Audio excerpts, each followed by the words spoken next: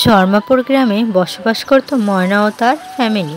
তারা অনেক গরিব, কিন্তু তারা ছিল অনেক সুখী ফ্যামিলি।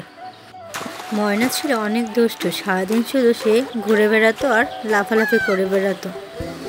একদিন সে লাফালাফি করতে ঘুরতে একটি জঙ্গলের ভিতরে প্রবেশ করলো এবং সামনে একটি বিশাল বড় বটগাছ দেখতে পেল।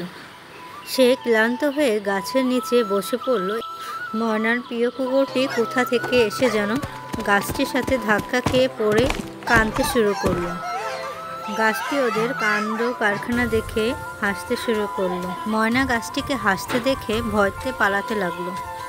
গাছটি বলল, আমাকে দেখে ভয় পেও না, তোমরা কি আমার বন্ধু হবে?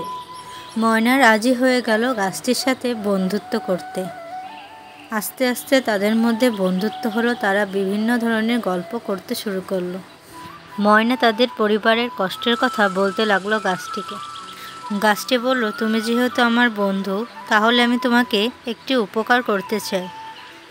ময়না বলল, তুমি আমাকে কী উপকার করতে চাও বন্ধু? গাছটি একটি টিয়া পাখিকে বলল, আমার গাছের ডাল থেকে একটি ফুল এনে দাও ময়নাকে। টিয়া পাখিটি একটি ফুল এনে ময়নার হাতে দিল। ময়না বলল, বন্ধু, আমি এই ফুল দিয়ে কী করব? গাছ বলল, তুমি বাসায় গিয়ে মাটি খুঁড়ে এই ফুলটি পুঁতে দিও, তারপরে দেখতে পারবে। ময়না গাছের কথা শুনে বাসায় চলে আসলো। ময়না বাসায় এসে তার মাকে সব কথা খুলে বলল।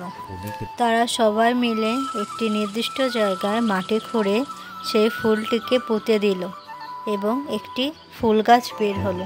পরের দিন সকালে ময়না ঘুম থেকে উঠে গিয়ে দেখে সেই গাছে অনেক গোলাপ কেক হয়েছে। ময়না তো কেকগুলো দেখে অনেক খুশি। তার পরিবারের সবাইকে ডেকে আনলো এবং সেই কেকগুলো গাছ থেকে পারলো এবং সেগুলো বাজারে বিক্রি করলো। কেকগুলো বাজারে বিক্রি করে তাদের আর্থিক সমস্যার সমাধান হয়ে গেল। কিন্তু একটি ডাইনি বহু বছর পর ঘুম থেকে উঠে অনেক খিদে লাগলো।